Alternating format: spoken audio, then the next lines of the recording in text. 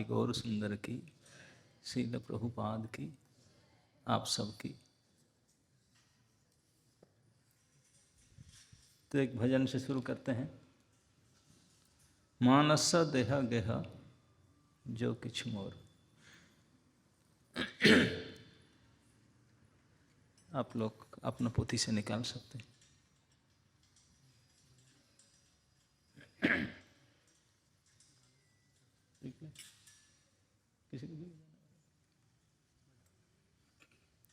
Okay. मानस देह गेह जो किछु मोरा। मानस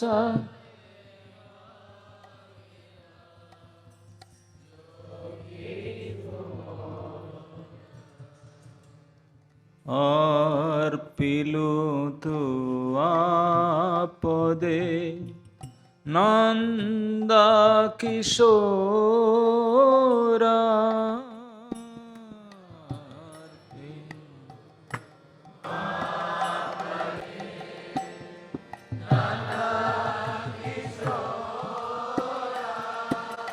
मानस देह गेह जो किछु मोरा।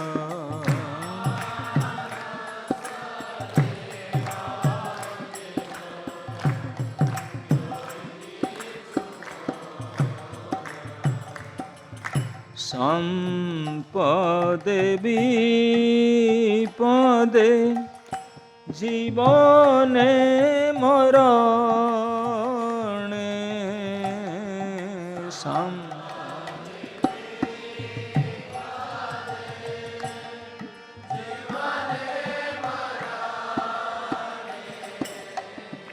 संपदे विपदे जीवने मरणे।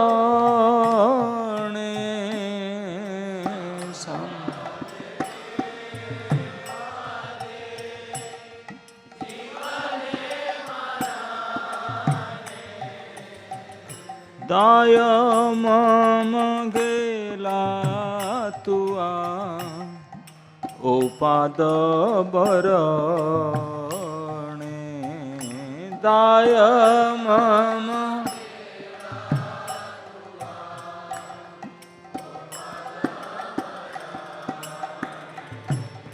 मानस देह गेह जो किछु मोरा।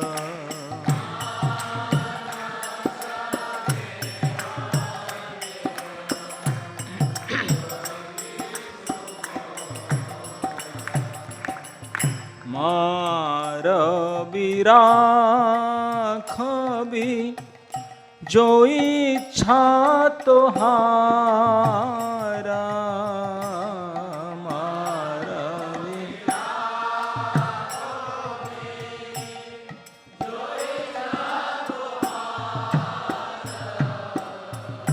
मार बिराखबी जो इच्छा तोहारा।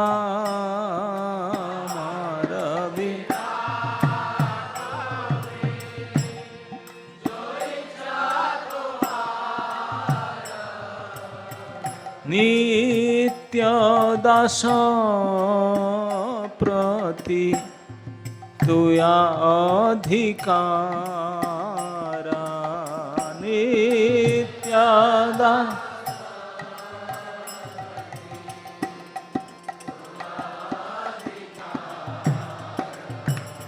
मानस देह गेह जो किछु मोरा।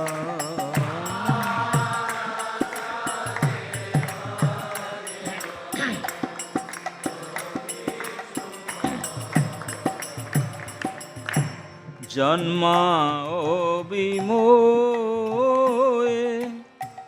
ইচ্ছা যদি তোরা জন্মামি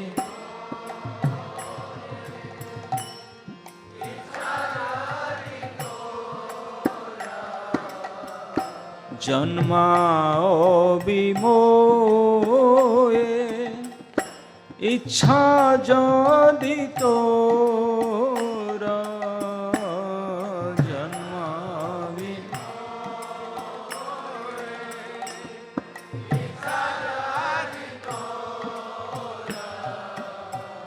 ভক্ত গৃহে জানি জন্ম হও মোরা ভক্ত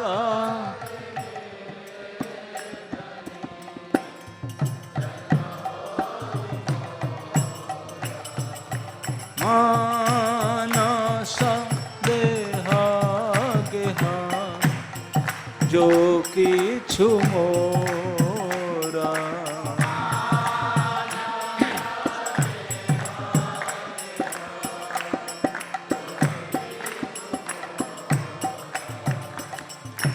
কীট জন্ম যথা তু আদাস কীট জন্ম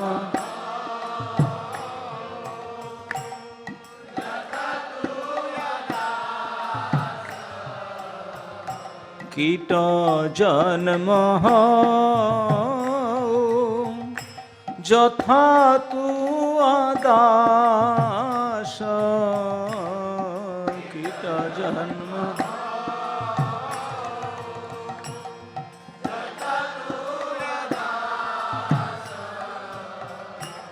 বহির্মুখ ব্রহ্মা জন্মে নাহি আস বহির্মুখ ব্রহ্মা জন্মে নাহি আস মানস দেহ গেহ जो কিছু মোরা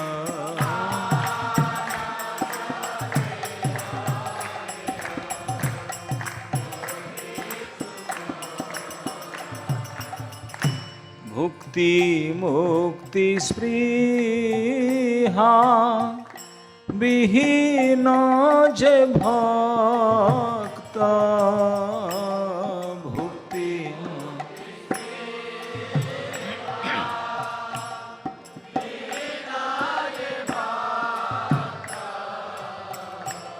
ভুক্তি মুক্তি স্পৃহা বিহীন যে ভক্ত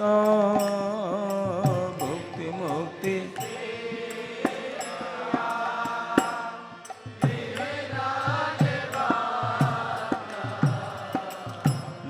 লভইতে তাঙ্ক সঙ্গ অনুরক্ত লভইতে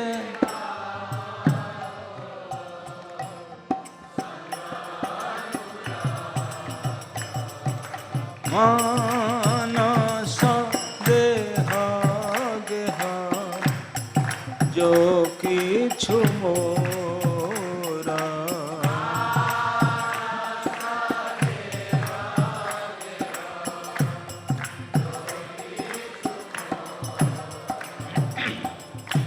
জনক জননী দয়িত তনয়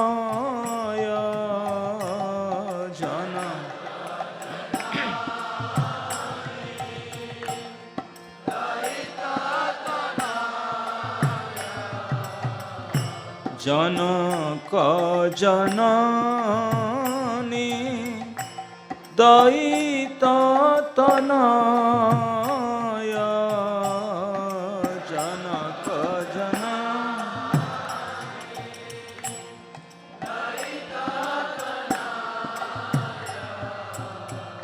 প্রভু रघुपति तुहु सर्वमाया प्रभु गुरु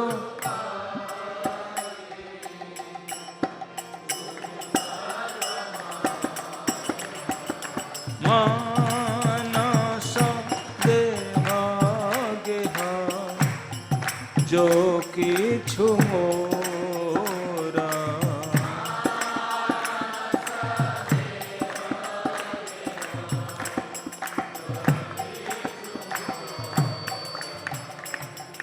भक्ति विनोद कहे सुन कान्हा भक्ति विनोद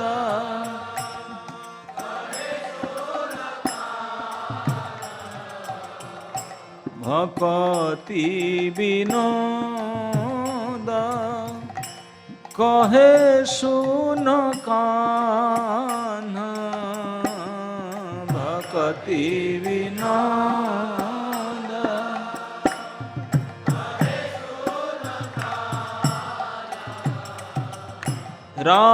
राधानाथ तुम आमर पराण राधा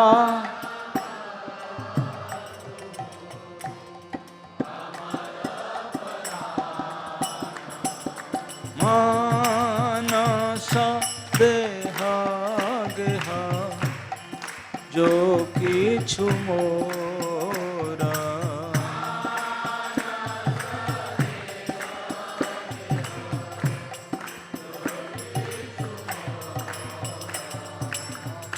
अर्पिलु तो आपदे नंद किशोरा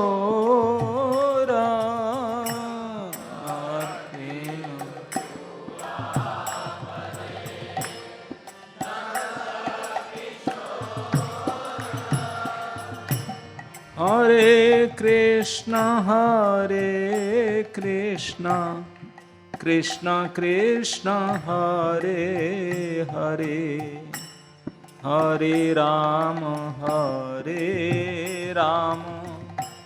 राम राम हरे हरे हरे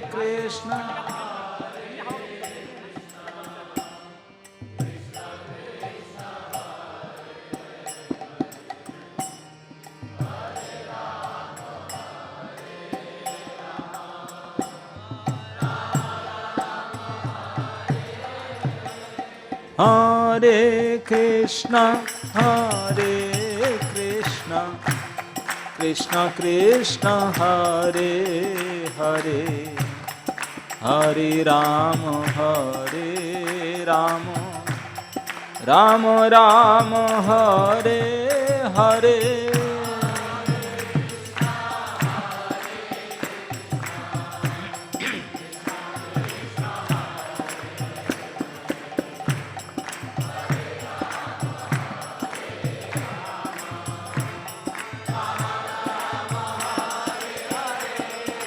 हरे कृष्ण कृष्ण कृष्ण हरे हरे हरे राम राम राम हरे हरे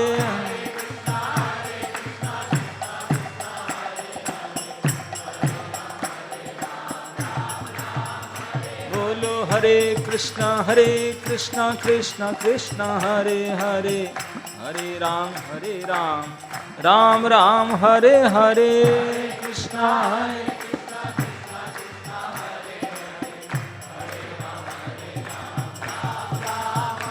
हरे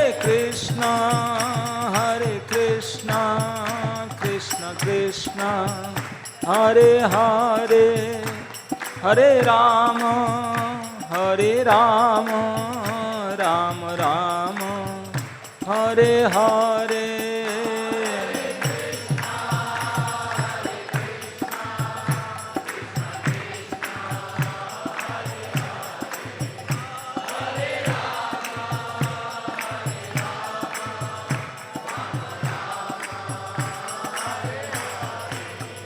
जय राधा गोविंद राधा गोविंद राधे।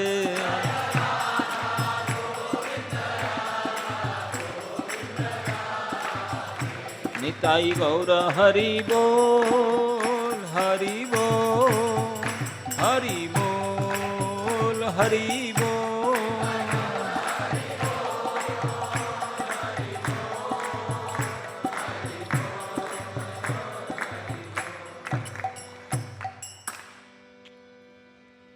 जय ओं विष्णुपाद परमहंस परिव्राजकाचार्य अष्टोत्तर शतश्री श्रीमत् अभय चरणारविंद भक्ति वेदांत स्वामी शील प्रभुपाद महाराज की। ग्रंथराज श्रीमद्भागवत महापुराण की समवेत भक्त वृंद की। निताय गौर हरि प्रेमानंदे।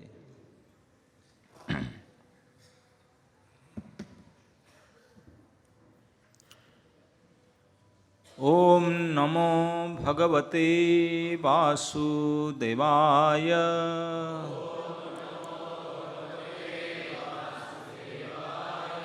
ओम नमो भगवते वासुदेवाय।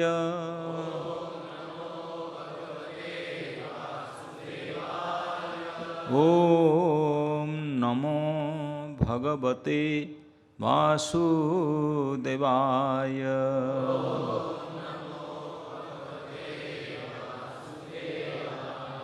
नारायणं नमस्कृत्य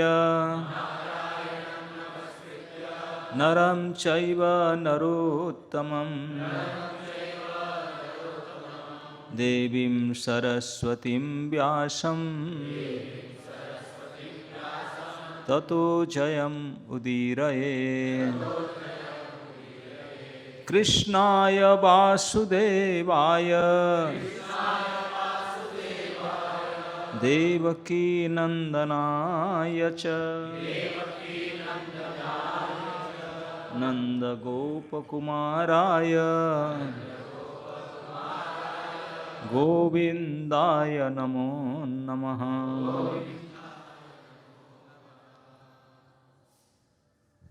तो आज आप सबको पता है माघ शुक्ल पक्ष अष्टमी तिथि, ये पवित्र भीष्मदेव की तिथि भीष्माष्टमी।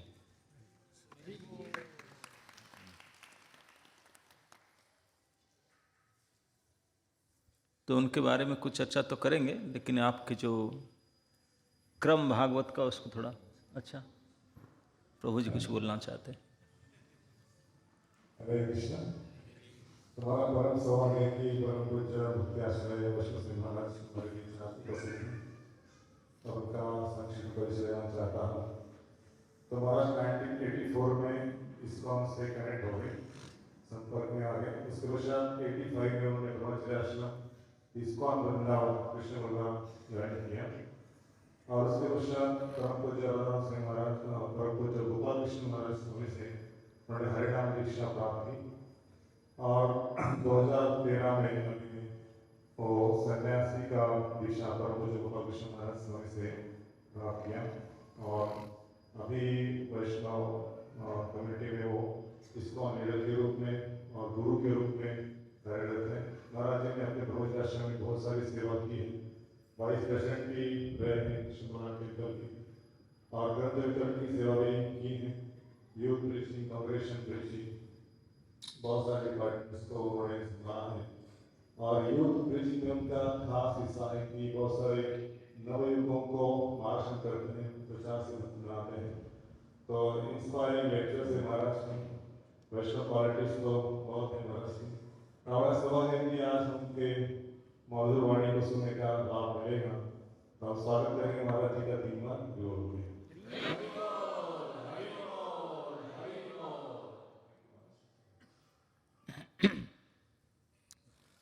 तो आपके भागवत की क्रम के अनुसार आज 10वें स्कंद के 85 अध्याय के श्लोक संख्या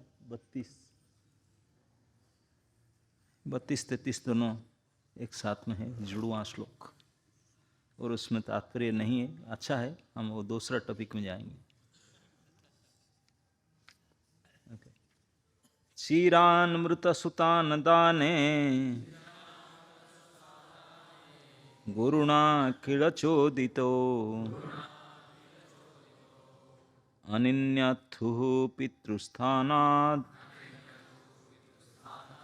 गुरुवे गुरुदक्षिणाम् तथा मे कुरुतं कामं जुमां जोगेश्वरेश्वरो भोजराज हतान् पुत्रान् कामये द्रष्टुमाहुतान्। उसका अनुवाद इस प्रकार है दोनों श्लोक का। ऐसा कहा जाता है कि जब आपके गुरु ने आपने बहुत पहले मर चुके पुत्र को वापस लाने के लिए आपको आदेश दिया, तो आप गुरुदक्षिणा के प्रतीक स्वरूप उसे पूर्वजों के धाम से वापस ले आए। हे जोगेश्वर के भी ईश्वर, मेरी इच्छा को भी इसी तरह पूरी कीजिए। कृपया भोजराज द्वारा मारे गए मेरे पुत्रों को वापस ला दीजिए, जिससे मैं उन्हें फिर से देख सकूं। ये जो श्लोक है माँ देवकी के द्वारा कहा गया है। अब जब भगवान के साथ मिले, भगवान के ऐश्वर्य जो देख चुके थे कि उन्होंने जब गुरुकुल में पढ़ने गए थे, तो पहले ज़माने के गुरुकुल का स्टैंडर्ड था, सिस्टम था कि एडमिशन फीस पहले तो नहीं दिया होता, पहले पढ़ लो, ग्रेजुएशन कंप्लीट होगा तब फीस जमा करना। आजकल तो पहले फीस दो, तो भाड़ में जा, भूत प्रेत बनो, कौन देखेगा। That was not the system. तो इसलिए वो कंप्लीट पढ़ाई होने के बाद जब आ रहे थे, आते समय में दक्षिणा देना विधि, गुरु दक्षिणा में जब उन्होंने बोले गुरुजी को, संदीपनी बोले कि आपको मैं क्या, आप मेरे स्टूडेंट बने, दैट्स इनफ फॉर मी। बोले नहीं ये कैसे होगा गुरु। तो उन्होंने बोले ठीक है, मैं फिर मैडम से कंसल्ट करता हूँ। तो उन्होंने अपने पत्नी से कंसल्ट किए। पत्नी बोले आप इतनी जल्दी, 2 महीना ही हुआ, मैं तो उनको देख करके मेरा पुत्र, उनका एक बेटा था 16 साल का, वो सोमनाथ में समुद्र में गए थे, प्रभास क्षेत्र में मर गए थे समुद्र में डूबकर। तो इसलिए बड़े दुखी थे, पुत्र शोक में ग्रस्त थी गुरु माता ने। लेकिन जब से ये रामकृष्ण को देखा गुरुकुल में, उनका पुत्र शोक भूल गया था। उन्हीं को देख करके पुत्र वात्सल्य प्रेम में वो बिल्कुल। अब देखा कि लोग 2 महीना के बाद उनको विदा करते हैं। बोले कैसा निष्ठुर, इतनी जल्दी कैसे? अरे कम से कम यहाँ 8-8 साल से लड़के हैं, और 2 महीना में। संदीपनी बोले अरे पगली देवी, अरे उनका कोर्स कंप्लीट हो गया, मैं क्या करूं? और जो 8 साल में करते हैं वो 2 महीना में कर लिया उसको। मेरा पास कुछ बाकी नहीं सिलेबस उनको पढ़ाने के लिए, एवरीथिंग कंप्लीटेड। तो ग्रेजुएशन करना है क्या? दीक्षांत समारोह ऐसे बोलते ना, ग्रेजुएशन सेरेमनी हिंदी में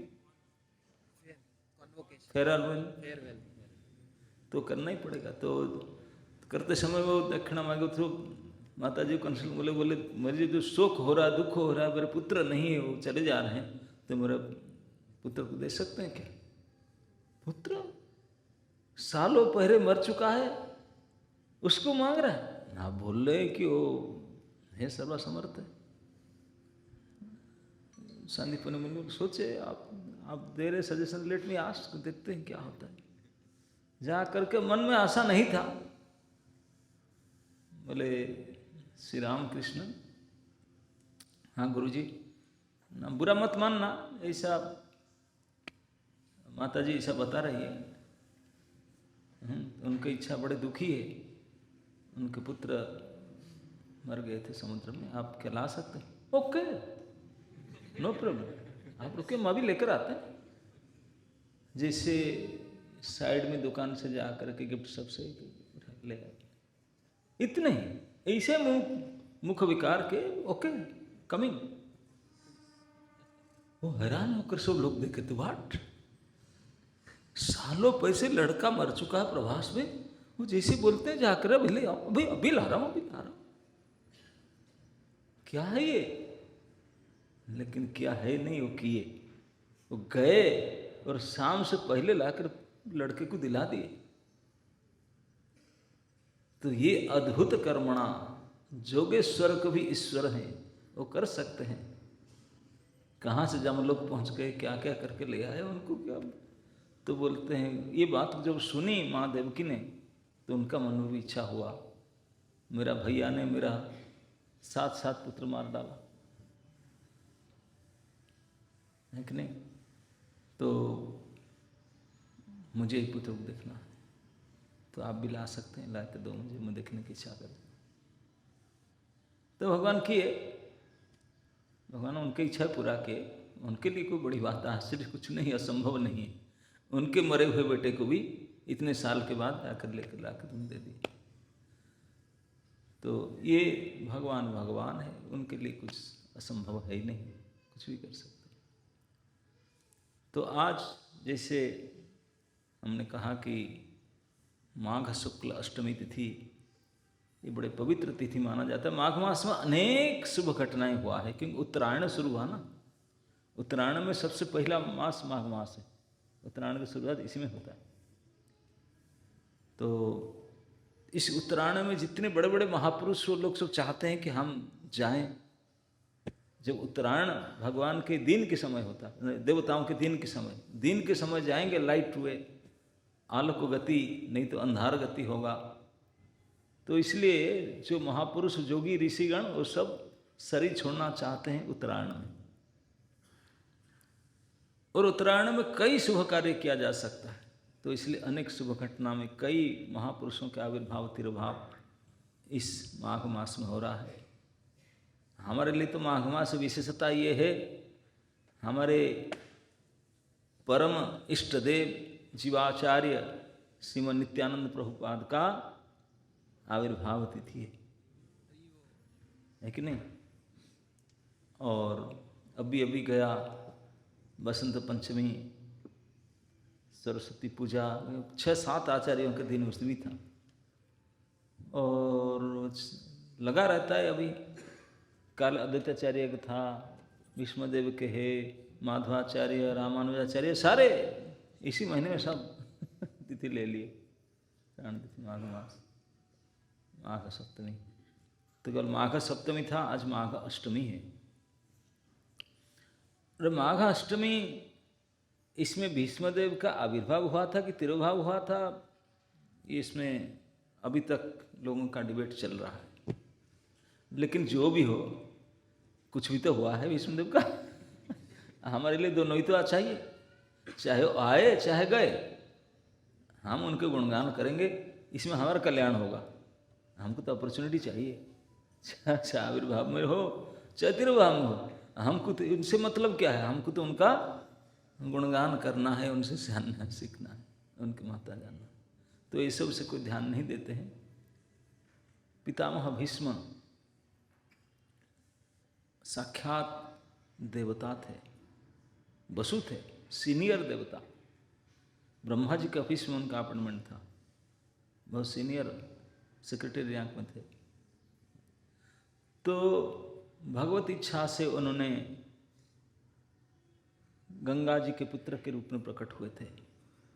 सोच लीजिए, गंगा माँ के बेटा, गंगा तब स्पर्शनात् मुक्ति ही, गंगा को स्पर्श करने से आप पाप ताप से मुक्त हो जाएंगे। इस भगवत चरणादुक भगवती गंगा के साक्षात पुत्र, केवल पुत्र नहीं है, गंगा के द्वारा पालित पोषित। माँ गंगा ने उनको अपने दूध पिलाई, स्तनपान कराई, उनको देखभाल की, लाड़ प्यार की, उनको पढ़ाई लिखाई बड़ा की।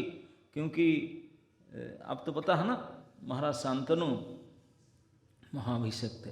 महाराज शांतनु को शादी की थी गंगा में, गंगा ने, और उनका कंडीशन था, मुझे कुछ टोकेंगे नहीं, रोकेंगे नहीं। आजकल भी पत्नियां ऐसे करते होंगे, वो करते हैं। तो वो अगर कुछ रोकेंगे टोकेंगे, मैं छोड़ के चली जाऊंगी।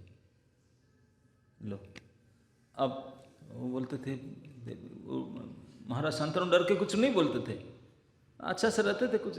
लेकिन पहला पुत्र हुआ उनका, पुत्र को उठाकर लेके गंगा में फेंक दी। कौन संभलेगा? कोई पिता है, जन्मदाता पिता, उनका माँ ने बेटे को सद्यजात पुत्र को लेकर के, बेटी होता तो कोई बात है, बेटा है कि नहीं? खैर माता पिता तो संतान के लिए स्नेह होता है, लेकिन उनको लेके फेंक दी पहला बेटा। अरे उसका जन्मोत्सव करते, कुछ करते, नहीं फेंक दी। अब छाती में पत्थर रख के सहन किए, बोले क्या करूं, ये पिशाची अपने बेटा को फेंक दिया लेकर के। कहेगी तो भाग जाएगी, चलो दूसरे लड़के हो जाएंगे। तो अब क्या किए, नेक्स्ट लड़का हुआ, दूसरे पुत्र, उसको भी फेंक दी। एक एक करके 7 पुत्र, जन्मजात पुत्र को मां गंगा ने फेंक देती थी। भीष्मक तो गुस्सा में स्टेप डाउन करके रहते थे, क्या करो, भाग जाएगी बोलने से।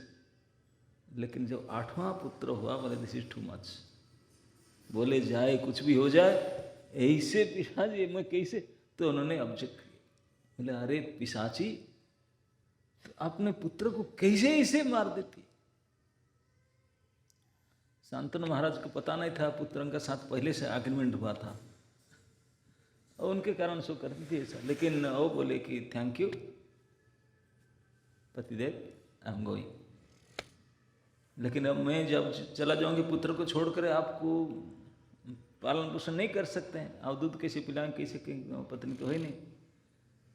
तो माँ ने बेटे को साथ में ले गई, बोले डोंट वरी, इसको मारूंगी नहीं, आपको वापस दे दूंगा, पाल पोष करके जब मेरे के दायित्व पूरा हो जाएगा, आपके साथ रहने के लायक हो जाएगा तो आपके पास ला दूंगी। कह करके बेटे को जन्म शिशु को लेकर चली गई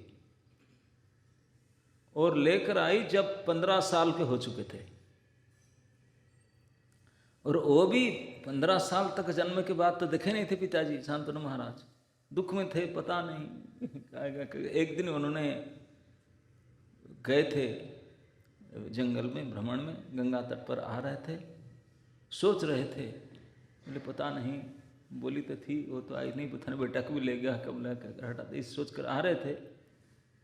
तो देखे कि गंगा हमेशा प्रवाहमान, हमेशा गंगा की धारा, प्रखर स्रोत, स्रोतस्विनी जाह्नवी, वो बिल्कुल गंगा की धारा जैसे कोई डैम लगा दिया, बिल्कुल स्टॉप, सारे पानी रुक गया। पत्थर, क्या हो गया, गंगा की धारा को रोक कैसे दिया कोई? तभी जमाने में ये नदीबंध योजना था नहीं। आजकल इस डैम बनाते हैं वर्षों लगाकर, कई हजारों करोड़ों रुपया खर्चा करके, वो भी फिर बेकार हो जाता है कभी कभी, तो करते हैं। लेकिन ये देखिए इंस्टेंटली, अब भी गंगा बह रहा था, अभी स्टॉप। आश्चर्य होकर महाराज शांतनु देखे, कौन इसे गंगा के पानी को रोक कैसे कोई सकता है? देखे कि एक यंग लड़का खड़ा होकर हंस रहा, देख करके, धनुष बाण हाथ में है, और देखे कि बाण मार करके गंगा की धारा को रोक दिया। अति आश्चर्य होकर शांतनु, क्या इतने वीर पुरुष, तू अपने बाण के प्रभाव से गंगा की महास्रोत की धारा को रोक दिया टोटल, एक ड्रॉप भी पानी नहीं आ रहा। वो हंस रहा था लड़का, 15 साल का लड़का हंस रहा। आश्चर्य होकर महाराज शांतनु देख रहे थे, पहचान नहीं पा रहे थे।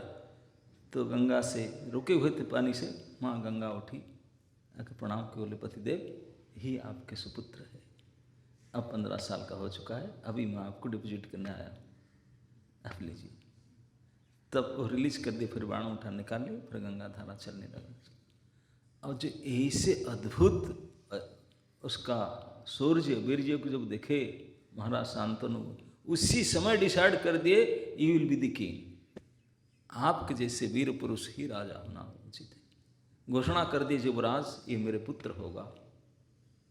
और उनका नाम देवव्रत था, देवलोक साथी देवव्रत नाम था। बोले देवव्रत मेरा पुत्र है। बहुत प्रसन्न होकर देवव्रत को साथ में लेकर गए। देवव्रत पिताजी, माँ ने बता दिया, माँ ही पहचान करा था पापा कौन है, पहचान करा दी तो उनके साथ में रहे। लेकिन आप जानते हैं जो घटना हुआ, देवव्रत भीष्म बने अपने पिताजी को शादी कराने के लिए। एक लड़की जो मत्स्यगंधा थी, उसको कोई शादी नहीं कर रहे थे, मछली की दुर्गंध आ रहा था करके। वो भी अप्सरा थी, लेकिन बहुत रूपवती थी, लेकिन दुर्गंधे मछली की तरह, तो इसलिए कोई शादी नहीं हो रहा था उसका। तो उनके पिताजी ने बोले तो शादी करेंगे नहीं, तो कुछ काम दाम कर और क्या कर। पहले ज़माने में लड़कियां काम नहीं करती थी, कुकिंग फुकिंग ये सब घर करना, हाउस कोर करना काम था, लेकिन आजकल सब काम करने लगे। तो बोले तुम काम करो, नाव चलाओ।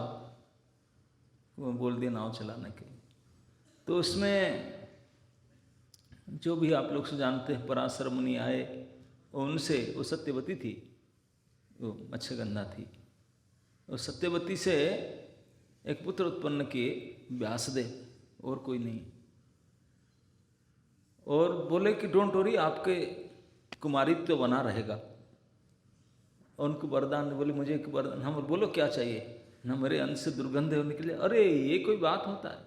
पराशर मुनि ने उनको ऐसा कर दिए कि मछली के गंध तो निकल गया, पद्म गंधा हो गया, जोजन गंधा उसका नाम। एक जोजन मतलब 8 किलोमीटर तक ऐसा सेंट है। हम लोग तो नरसिंह का सेंट लगाते हैं, ये हाथ से ये हाथ तक नहीं आता, लेकिन पराशर मुनि की कृपा से उन माताजी, मछली के गंध वाली माताजी, थोड़े दूर तक जाता था गंध, अब तो सुगंध ऐसे दे दी, ऐसे उत्कट सुगंध, 8 किलोमीटर तक स्मेल जाएगा। इसलिए उसका नाम जोजन गंधा पड़ा था मछली। 1 जोजन तक सुगंध फैले। अब तो पागल हो गए लोग शादी करने के लिए। अब महाराज शांतनु उनको देख करके शादी करने के लिए प्रपोजल दिए। अब वो केवट राज जो थे, बोले कि राजा मेरा बेटी, राजा को शादी करेगा बहुत अच्छा है, लेकिन वो बोला कि हम जानते हैं सारे राज्य में तुम्हारा राजकुमारी, तुम्हारा एक बेटा है जो राजा बनेगा, मेरे बेटी शादी करेगा, उसका लड़का होगा तो पता नहीं क्या होगा, वो तो राजा बने, राजकुमार होगा ही नहीं। तो मैं, आप अगर राजा है, आप अगर सचमुच आप चाहते हैं तो क्या ये कंडीशन करेंगे, मेरे बेटी का जो बेटा होगा वो राजकुमार होगा? शांतनु बोले ये नहीं हो सकता, भले मैं शादी ना करूं, मैं अपने धैर्य धारण कर सहन करके रहूं, आप शादी ना करूं आपकी बेटी को, लेकिन देवव्रत के साथ मैं अन्याय नहीं कर सकता। वो बिल्कुल फिट कैंडिडेट है टू बी किंग, मैं और किसी को नहीं कर सकता। वापस चले गए, लेकिन दुख, हाँ आसक्त था मन में, आसक्त के कारण दुख रहा। देवव्रत पता लगा लिए पिताजी के दुख के कारण, और ड्राइवर को साथ में लेकर के दोबारा गए वहाँ स्थान पर, तो जाकर उनसे डील किए। बोले शादी कर लो। बोले हम इसलिए नहीं कर रहे हैं, बोले मैं एग्रीमेंट करता हूँ मैं राजा बनूंगा नहीं, उनका जो बेटा होगा राजा बनेगा। तो बोले प्रतिज्ञा करते हैं, तो प्रतिज्ञा की। बोले आप राजा नहीं बनेंगे, ठीक है आप बोलते हैं मानते हैं, लेकिन आपका बेटा होगा तो वो उनको मार के भगा दे क्योंकि ये तो मछुआरा की लड़की है, आप तो साक्षात गंगा पुत्र खितरणी है, कैसे हो? तो इसमें बोले अच्छा फिर भी डाउट है, तो मैं प्रतिज्ञा करता मैं शादी ही नहीं करूँगा, शादी नहीं करके तो बेटा होगा ही नहीं, मैं राजा भी नहीं बनूंगा, शादी भी नहीं करूँगा, तो अब खत्म। अब तो फिर क्या? तो भीषण प्रतिज्ञा किए थे। इस भीषण प्रतिज्ञा के कारण उनका नाम भीष्म पड़ा था। तो भीष्मदेव, क्योंकि वो साक्षात सीनियर देवता थे, और केवल देवता नहीं थे, भगवान गोविंद के एकांत भक्त थे, जानते थे, पूरा ज्ञान था उनका। उनका पढ़ाई लिखाई ग्रेजुएशन हेवनली यूनिवर्सिटी में हुआ था, यहाँ से पुणे में नहीं हुआ था, स्वर्ग के यूनिवर्सिटी में हुआ था। यहाँ सब देवता लोग उनको गुरु जी थे, परशुराम उनके टीचर थे, और सब थे बृहस्पति आदि। तो वहाँ आने के बाद में भीष्म ने रहे, उनके क्षेत्र जो राजा बनेगा वही, शांतनु महाराज के चला जाने के बाद वो भीष्म तो राजा नहीं बनेंगे। तो शांतनु महाराज जब थे वृद्धावस्था में, अब उनके पत्नी थी सत्यवती, उनसे उनको 3 पुत्र हुए थे, कहते हैं 3 बेटे हुए थे, सॉरी नहीं 2 बेटे हुए थे, चित्रवीर्य विचित्रवीर्य। 2 बेटे के लिए शादी करेंगे, लेकिन सारे राज परिवार जानते हैं ये राजा तो नहीं है, ये तो मछुआरे के है, लेकिन वो राजा ने शादी कर लिया था उसको। लेकिन उसको इसलिए खास उनके हर्ष को उन्हें, मतलब हाइब्रिड है वो ओरिजिनल ब्रीड तो है ही नहीं। तो इसलिए बड़े बड़े राजकुल लोग उनको कन्यादान के लिए पसंद नहीं करते थे। तभी जमाने में काशी के राजा प्रसिद्ध होते थे। काशी राजा के 3 बेटी थे, काशी राजकुमारी। उनके लिए स्वयंवर उन्होंने किए। स्वयंवर जानते ना, स्वयंवर चुनना। बेटी को छोड़ देंगे माला देकर, बोले तुम जिसको सिलेक्ट करो उसे बैठेंगे, उनको मना लो, एक्सेप्ट कर लो। तो तीनों बेटी अम्बे, अंबिके, अम्बालिके, तीनों के स्वयंवर सभा में भारतवर्ष से अनेक मान्यगण्य राजा राजकुमार सब पधारे थे उनको प्राप्त करने के लिए। काशी राजपुत्री के लिए बहुत देवता भी चाहते। तो विष्णुदेव को सबको मेल फेल चेक नहीं करते थे इसको देखने। सत्यवती ने बोला बेटा आपको पता है तुम्हारे भाई लोग तो शादी के योग्य हो चुके हैं दोनों, लेकिन अभी काशीराज कन्या का स्वयंवर होता है, इन्विटेशन नहीं भेजा, कार्ड ही नहीं है हमारे पास, क्या जाएंगे।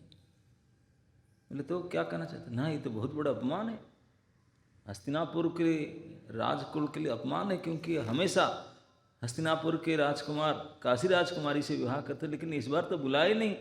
बोले क्यों नहीं बुलाया? ना क्यों मेरे वजह से, क्योंकि मेरी राजकुमारी नहीं थी इसीलिए बुलाते नहीं। ना क्या चाहते हो? ना मैं चाहता हूँ, ये तो अपमान है, उसका बदला लेना चाहिए, कम से कम मेरे बेटे को वहीं शादी करना। Okay, no problem, I am going. Vishnudev ने मेरे कार गाड़ी निकाले, चल पड़े सीधा, रथ लेकर पहुंचे और स्वयंवर शुरू हो गया था। पूरा स्टेडियम में लाखों बड़े बड़े राजा राजकुमार सब बैठे हुए थे। स्वयंवर शुरू हुआ था। जो इन्वाइटेड थे सब अंदर बैठे थे। ये अनइन्वाइटेड थे, उनके पास निमंत्रण था नहीं। गेट के जब पहुंचे, सिक्योरिटी बोला सर पास देखो क्या आगे एंट्री पास कहाँ है आपके पास? ना नहीं है ना, फिर thank you can go inside. और यहाँ तो जो इन्वाइटेड गेस्ट बड़े बड़े राजा राजकुमार जो उनको बुला गया स्वयंवर में भाग लेने के लिए, उनके लिए गया, आप है नहीं। बोले नहीं मुझे जाना है। बोले मैं पूछता हूँ। तो खबर भेजी, सीसीटीवी लगा होगा सब गेट पर, देख लेते सब, काशीराज उनके पुत्र बाकी सब देख लेते राजा ने। वहीं से बोले अरे ये कैसे आ गए, ये तो ब्रह्मचारी है, शादी नहीं करके व्रत लिए हैं, ये स्वयंवर सभा में उनका क्या काम है? शादी जिनको करना ही नहीं, वहाँ क्या करना है ना? नहीं, यहाँ तो लोग जो आए हैं लड़की को प्राप्त करने के लिए, शादी करने के लिए कंपटीशन में, उनको शादी करना तो इसके लिए क्यों आ रहे हैं? स्वयंवर इज कंपटीशन, कौन शादी करे, तुम तक न कैसे ला रहे हैं? तो हंसी उड़ाए उनके। विष्णु बोले कि आप हंसी मत उड़ाओ, बात सही है, मैं शादी नहीं करना चाहता ना, तो फिर कैसे आ गए इधर? क्यों, क्या काम है आपका? ना मेरा काम इसलिए है कि मेरे भाई लोग को शादी करना है, उनको अब इन्वाइट नहीं किए हैं, इसलिए मैं आया हूँ, उनके लिए लड़कियों को ले जाऊँ शादी। नहीं, ऐसे कैसे ले जाएंगे? उनको वो आते नहीं, वो नहीं आएंगे, मैं ऑन बिहाफ ऑफ देव मैं आया हूँ, ऐसे कैसे हो जाएगा? अरे उनको हम उनको शादी देना ही नहीं चाहते हैं। काशीराज बोले नहीं, हम तो उनको रिजेक्ट किए, इसलिए इन्विटेशन ही नहीं देते, आप कैसे आगे उनकी ओर लेंगे? बोले आप कुछ भी मानो, मैं आपके बेटी को लेकर जाऊंगा। हैं, क्या बात है, लेकर जाएंगे? और सैन्य सामंत खड़े हो, जितने राजा बोले तो बड़ी ऐसे लाखों राजकुमार अस्त्र शस्त्र लेकर खड़े हो। काशीराज अपने सैन्य लेकर के सेनापति लेकर खड़े हो गए। बोले इसे किसे कह सकते हैं? गेट के बाहर भीष्म खड़े हैं, गेट के अंदर सारे स्टेडियम में। बोले ओके, आप मुझे रोकना है तो रोक लीजिए, मैं तो लेके जाऊंगा, आपको ताकत है, उठाओ अस्त्र, रोको मुझे। सब क्षत्रिय होते हैं पर गर्म हो जाते हैं इसे बात सुनकर, सब अस्त्र उठाए। भीष्म अपने बाण उठाए, एक बाण मारे, वो उनको रेडी होने से पहले, ये सब गोली अपना बंदूक में डालने से पहले एक बाण मारे। वही एक ही बाण 1,00,000 राजकुमार और जितने सैनिक थे काशीराज की सेना, सभी के जो हेलमेट था ना, वो हेलमेट को उतार दिया। सभी के हेलमेट झन झन झन झन झन सबके हेलमेट गिर गया नीचे। सब देख रहे थे OMG, केवल 2 इंच के फैसला था। अगर 2 इंच नीचे आता तो हेड ही गिर जाता। अभी तो केवल हेलमेट गिरा, अगर थोड़ा 2 इंच नीचे बाण आता तो हेड गिर जाता। और एक के नहीं, उनको देखते धाड़ धाड़ धाड़, सारे स्टेडियम में जितने गैलरी में बैठे हुए थे सभी का, किसी का हेलमेट नहीं, सबका मुकुट नीचे गिर चुका। सैन्य भी देखते हैं उनके नीचे मुकुट, राजा सेनापति मंत्री सबका मुकुट गिरा। मुंह से वचन ही निकला किसका, सारे गन डाउन करके हाथ जोड़ दिए। बोले बाप रे बाप, अकेले, ये तो केवल टेलर है, ये तो ओपनिंग गेट के बाहर ही खड़ा होकर के ये कमाल किया, अगर अंदर आता तो क्या करता। हे भगवान, भैया कुछ साइलेंट, सब चुपचाप खड़े हो गए, मुंह से वचन नहीं निकला, कोई हाथ पैर हिला ही नहीं, सब खड़े हो गए। राजा, राजकुमार, सन्यास, उसको देख करके तीनों बेटी चुप से माला लेकर के आए, गाड़ी के डिक्की में लोड हो गए। बोले वो बोलना, वो को राजी करेंगे, वो जो खड़ा रहेगा तो कोई गया, कैंसिल, प्रोग्राम ही खत्म। अब जीते क्या, अब टाइम बोले चलो, वो इंगित किए, बोले आ जाओ। हाँ सर आ रहे। तीनों आके गाड़ी में बैठ के बोले पीछे बढ़ जाओ। देखिए रथ था ना, उसका डिक्की होता, बैठ गए। कोई कुछ बोले नहीं, चल पड़े। किसके मुंह से कुछ शब्द तक नहीं निकला। सिक्योरिटी बेचारा क्या करे, उनका क्या था, लेके चल पड़े। रास्ता में अंबा ने बोला कुमार ना क्या, if you don't mind I will say something. बोले हमारा पहले से व्हाट्सएप में फिक्स हो चुका था, हमारा ऑलरेडी शादी ऑलमोस्ट डन केस, मैं केवल माला पहनाना था, हमारा सब हो चुका था। ओ इसमें बोले मैं पहले क्यों नहीं बताया, मेरे तो 2 ही भाई है, मुझे 2 ही कैंडिडेट चाहिए थे, अब तीनों है, मैं सोच रहा था क्या करूं। ओके, तो उनको ऑटो खर्चा दिए, बस खर्चा दिए, बोले लेके जाओ, आप यहीं उतर जाओ, यहीं पकड़ो, यही बस स्टॉप है, जाओ। महाराज सार्लो के साथ उनका प्री अरेंजमेंट हो चुका था, अम्बा का सार्लो के साथ उनका पहले से उनका चल रहा था, क्या बोलते हैं, चैटिंग। चैटिंग फिक्सिंग सब हो चुका था। और जब विष्णु को पता चला, उनको बोले जाओ जाओ कोई बात नहीं, मैं 2 को ले जाता हूँ। वो गए, लेकिन सार्लो तो घोर अपमानित हुआ था। हो अपने को बड़ी राजकुमार मन था, लेकिन यहाँ तो बेचारा फेल हो गया था। और देखा कि भीष्म को गाड़ी में बैठ करके उनके होने वाले पत्नी चली गई उन्हीं साथ। अब तो बोला कि दूसरे के अन्य मनोलग्ना, खेती में बड़े ऐसे ही होते हैं। तो जैसे अम्बा ने गया, जाकर कलिंग बेल दबाया, फोन था होगा, फोन लगाया उनको। सार्लो ने आया, बोला क्या हो गया ना, चलिए मैं उनको बात करके वापस आ गया रास्ता से, मुझे नहीं दिया, अभी हम शादी कर लेते। बोला नो, अब तुझे मैं स्वीकार नहीं करूँगा। क्यों ना, तो उनके साथ हो गया, हमारा क्षत्रिय धर्म में ऐसा नहीं, जो एक बार दूसरे को स्वीकार का हम नहीं करते। अरे वो जो ब्रह्मचारी है, उनके थोड़ी ना शादी हुआ ना, उनके लिए हुआ जब वो एक पुरुष आपको उठाकर ले गया। हाँ मैं इसे नहीं लेता, एक्सक्यूज मी, नंबर डिलीट कर दिया उसका। फोन लगाता, अब क्या करें।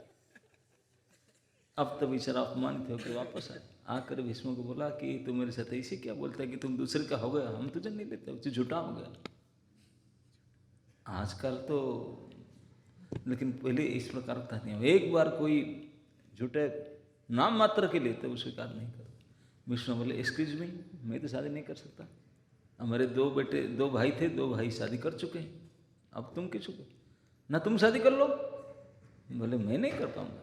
बोले तुम्हारा होने वाले पति से प्री अरेंजमेंट था, वो विदा कर दिया, मैं तो पहले से मना किया हूँ ना, आपने तो लेकर उठा कर लाए मुझे, नहीं तो मैं शादी तो करने वाला था, आपके कारण ही उनके साथ शादी नहीं होगा ना। मैं मानता हूँ, तो मुझे पहले बता दिया होता स्टेज पर, मैं आपको वहीं छोड़ दिया होता ना। मैं स्टेज पर बोलूँ, डर गए सभी, वो भी डर गए थे, मैं भी डर गई थी, ना वो डर गए थे, तुम डर गए थे, मेरा क्या दोष है? मुझे थोड़ी ना पता था तुम्हारा क्या चल रहा है व्हाट्सएप में।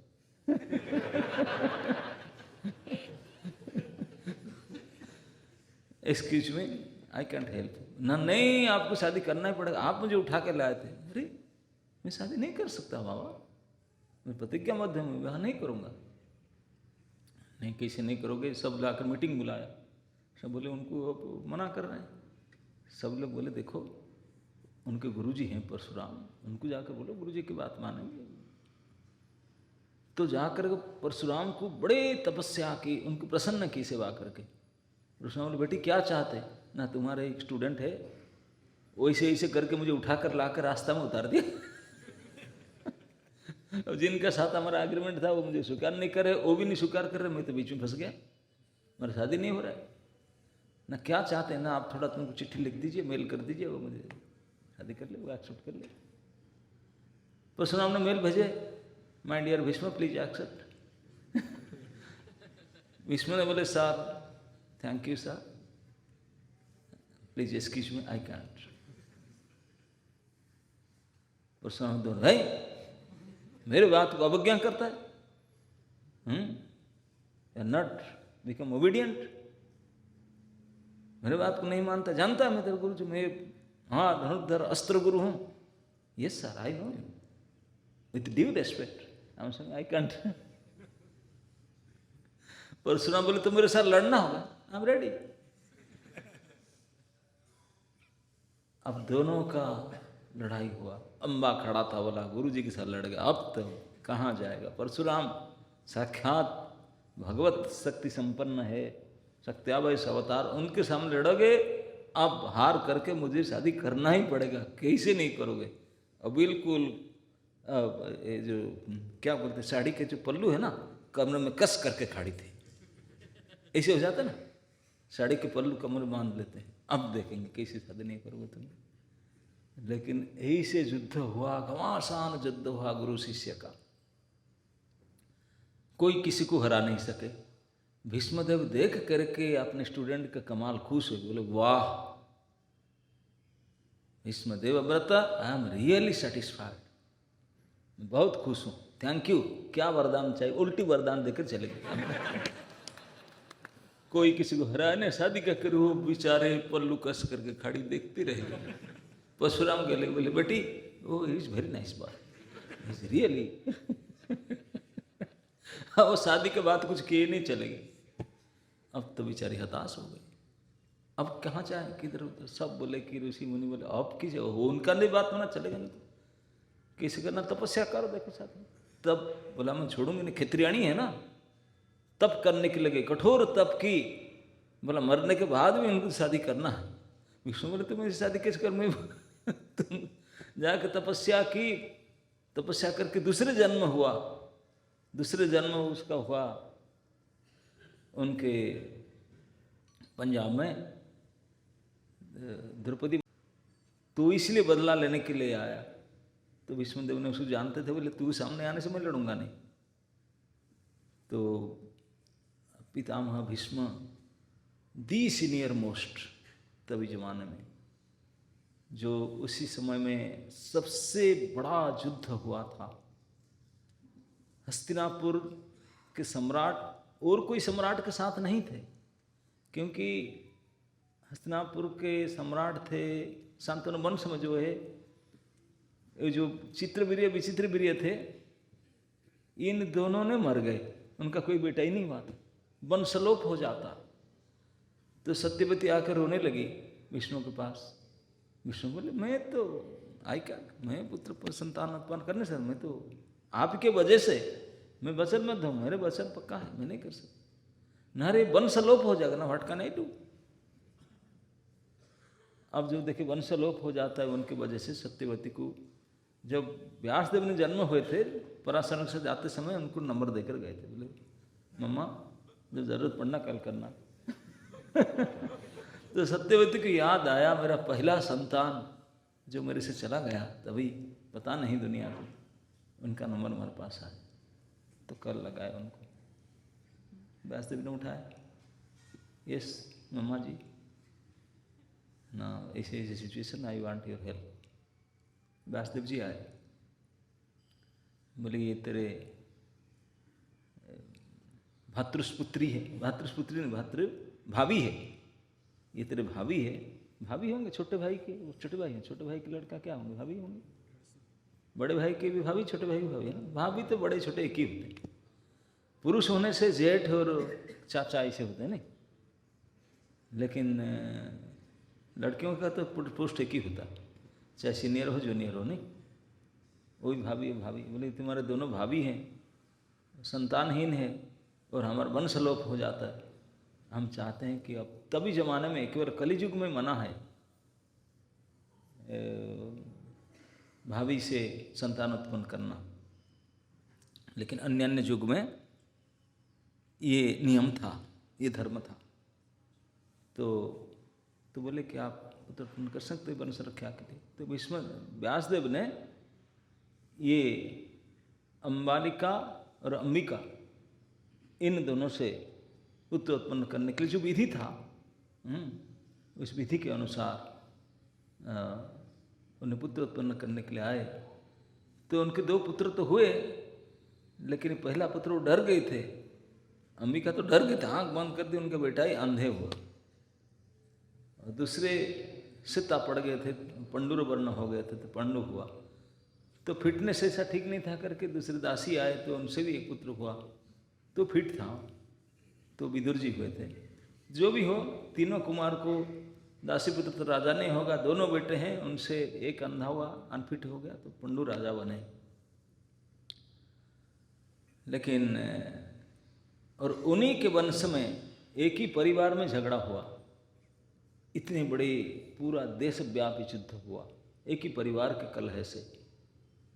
परिवार के कलह से धृतराष्ट्र के 100 बेटे थे, और पंडु के तो पुत्र हो नहीं सकते थे, बड़े कीमत थे, उनको साप लगा था। लेकिन देवताओं की, कुंती जी की कृपा से, कुंती देवी की कृपा से देवताओं से पुत्र हुए। उनके 3 पुत्र और माद्री के 2 पुत्र हुए थे, ये 5 पुत्र। तो बड़े हिस्ट्री है कैसे हुआ, जो भी हुआ। तो उनको धृतराष्ट्र बचपन, धृतराष्ट्र एंड उनके पार्टी, उनके बेटे जितने हैं सब मारने देना चाहते थे, परेशान करना चाहते थे, लेकिन राखे कृष्ण मारे के कुछ नहीं कर पा रहे थे। अंततः उन्होंने, महाराज युधिष्ठिर ने, उन्होंने आकर के जो उनको मारने के लिए किए थे लख्यागृह, वारुणावंत में एक महल बनाए थे, लाख से बनाए थे, अग्निकांड करके मार, लेकिन बच गए।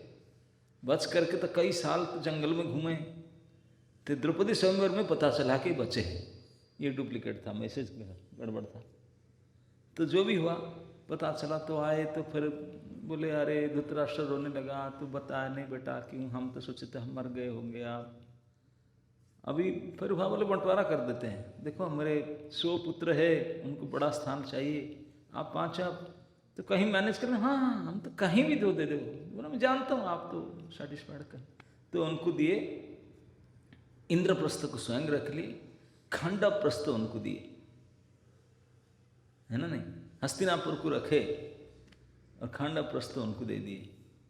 खंडप्रस्थ मतलब खंडहर था, पत्थर, चट्टान, जंगल, जहाँ कुछ भी नहीं उगता था। हाँ, भील लोग कुछ रहते थे जंगल, ऐसी जगह दिया। लेकिन भगवान उनके साथ थे। सबसे रिजेक्टेड एरिया उनको दिया धृतराष्ट्र ने। धर्मराज युधिष्ठिर कुछ नहीं बोले, बोले ठीक है ताऊ जी जो आप देते हैं स्वीकार करके चले गए। सब लोग ये क्या होगा, ऐसे कैसे हम लेकर रहेंगे इसमें, बोले नहीं जो दिए। लेकिन कृष्ण साथ में थे, कृष्ण की नजर पड़ा इस दृष्टि में, इस खंडप्रस्थ जो बिल्कुल चट्टान, कुछ भी नहीं होने वाला था, गुड फॉर नथिंग, बंजर चट्टान पत्थर एरिया, भगवान की दृष्टि से इतने समृद्धशाली वो स्थान बन गया। आज पूरे भारतवर्ष के समृद्ध कैपिटल सिटी दिल्ली वही है। तो ये उसी जगह धृतराष्ट्र ने उनको दिया था पंडु महाराज को, लेकिन भगवान की कृपा दृष्टि से इतने समृद्धशाली बन गया। उन्होंने भगवान की कृपा से समृद्धशाली राज्य नहीं बना, माया जो असुरों के आर्किटेक्ट है वो एक महल बनाया उनके लिए, अद्भुत महल बनाया, महल में रहे और भगवान की कहने पर वो राजसूय यज्ञ किए, क्योंकि वो तो भाई भाई थे हस्तिनापुर। तो हस्तिनापुर राजभवन को छोड़ करके पूरे पृथ्वी में जितने राजा उनके अंडर हो गए। तो एक छत्र सम्राट राजसूय यज्ञ कर युधिष्ठिर महाराज बन गए। वही यज्ञ से उनका बहुत ज़्यादा ईर्षा हुआ।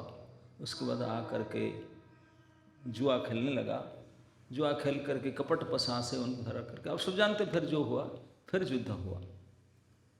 आर्ग्यूमेंट के अनुसार था कि 12 साल वन में रहो, 1 साल छिप के रहेंगे, अगर हम पकड़ लेंगे तो फिर आप, नहीं तो नहीं, आप राज्य मिलेगा, नहीं तो नहीं, फिर 12 साल आपको जाना पड़ेगा। लेकिन वो पकड़ नहीं पाए 12 साल में। तो उनका राज्य नियम के अनुसार उनको वापस देना चाहता था, राज्य देना नहीं चाहता था।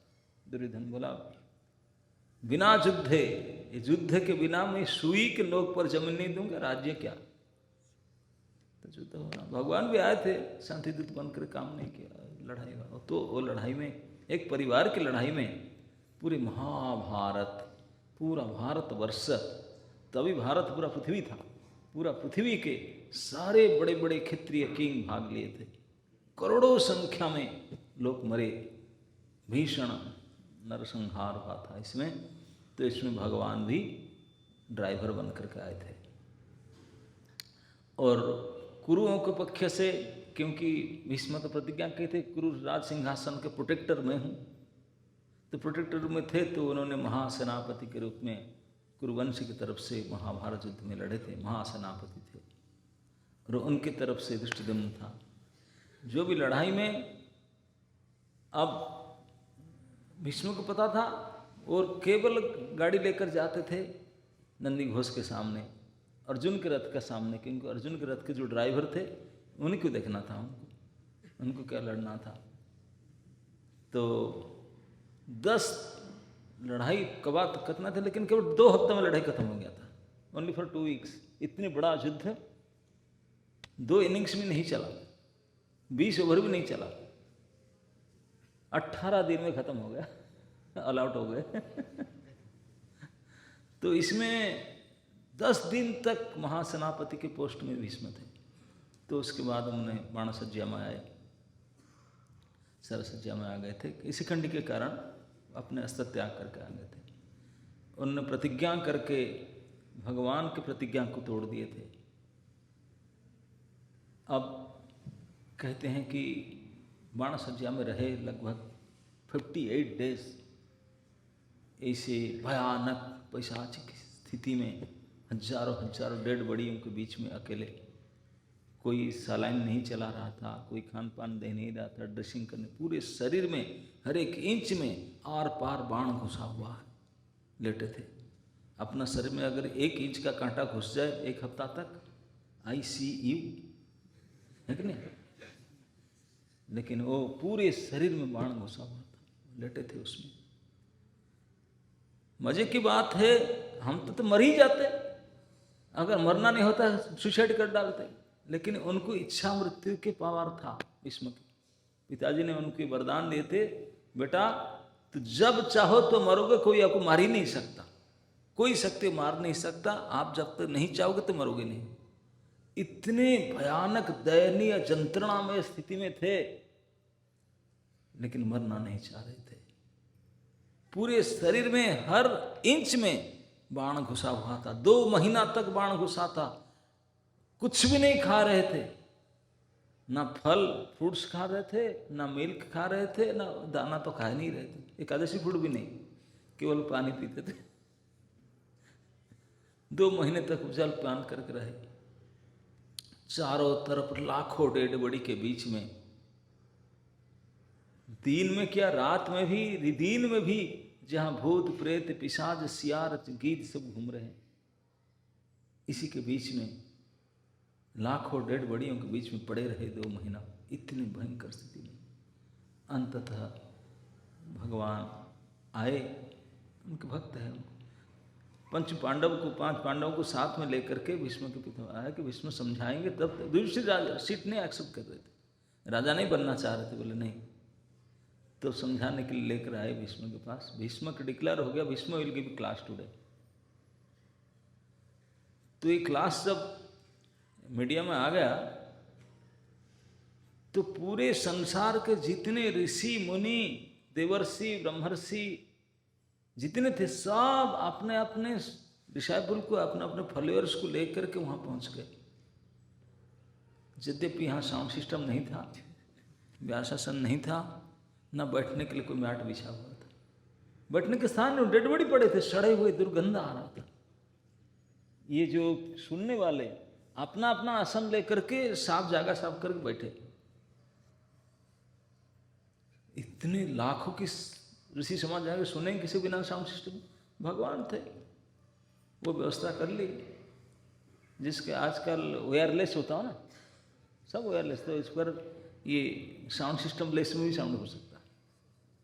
ये आजकल हमारे इम्प्रूवमेंट नहीं हुआ साइंस, उसको तो लगाना पड़ता है एम्पलीफिकेशन, तब जाकर साउंड एम्पलीफाई होता है। लेकिन अभी आगे ऐसा भी हो सकता है, ऐसा मेथड है कि बिना ऐसे से आप बोलो तो कुछ कर देने से सिर्फ कुछ फार्मूला लगा दो, अपना होगा साउंड। सबको जितने बैठे सबको सुनाई पड़ेगा, और कान के साथ कुछ अरेंजमेंट कर देना पड़ेगा।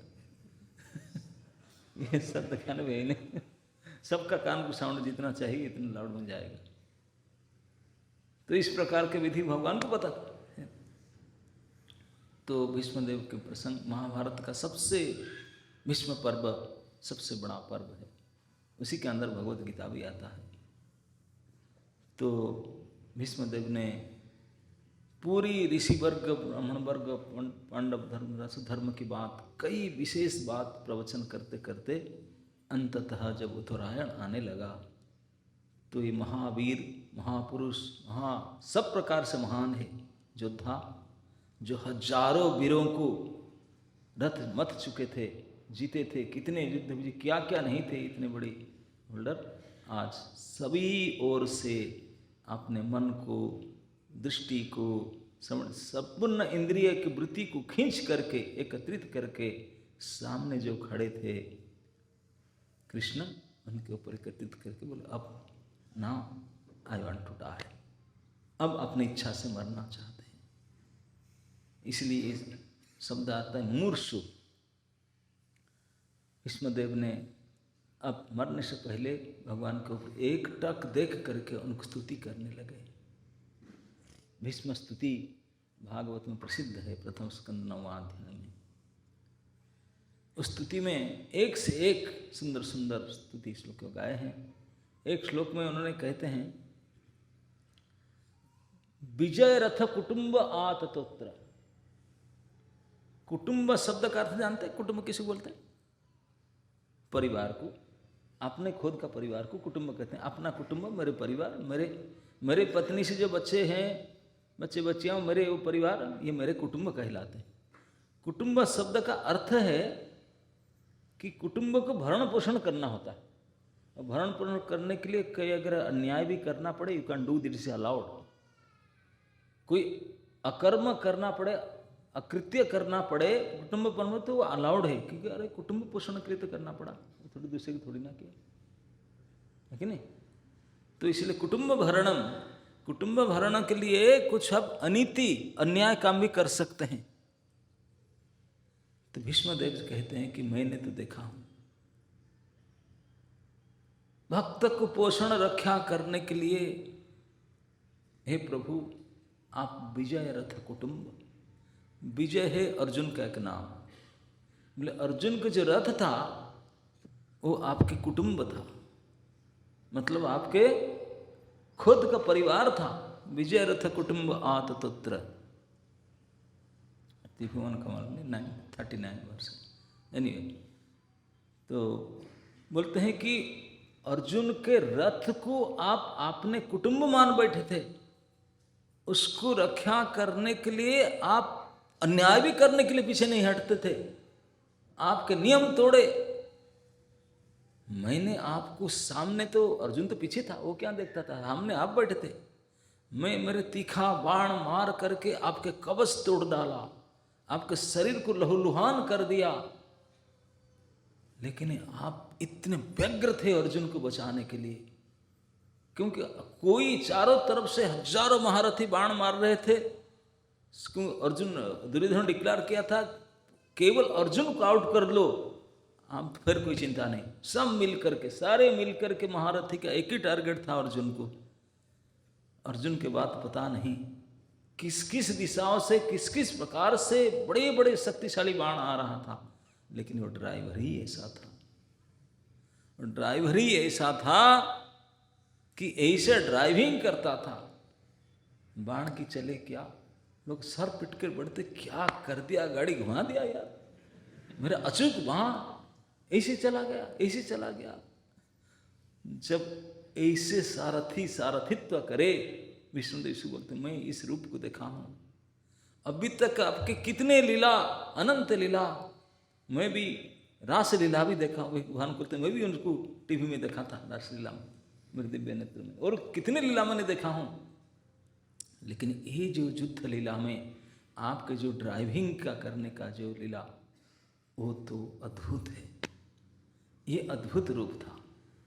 कितने व्यग्र थे, कितने चंचल थे, कितने दृढ़ व्रत हो करके अर्जुन को और उनके रथ को बचाने के लिए प्रयासरत थे। घोड़े को बाएं हाथ में घोड़े के लगाम पकड़े हुए थे, दाएं हाथ में आत तोत्र मतलब जो चाबुक पकड़े हुए थे, और मुंह से ऐसे घोड़े चलाने के बोलना पड़ता ना, ऐसे शब्द निकल रहा था। व्यस्त, इतने व्यस्तता थे, केस बिखर गया था, हु केयर्स फॉर, केस को थोड़ा बांध दूं, पसीना घोड़ों के टापू से धूल उड़ करके मुंह धूल धूसरित हो चुका था, बाल मुंह से धूल धूसरित, पसीना उतर रहा था, मेरे बाण से शरीर से खून निकल रहा था, लेकिन किसी को आप देख नहीं कह रहे थे, ध्यान नहीं दे रहे थे।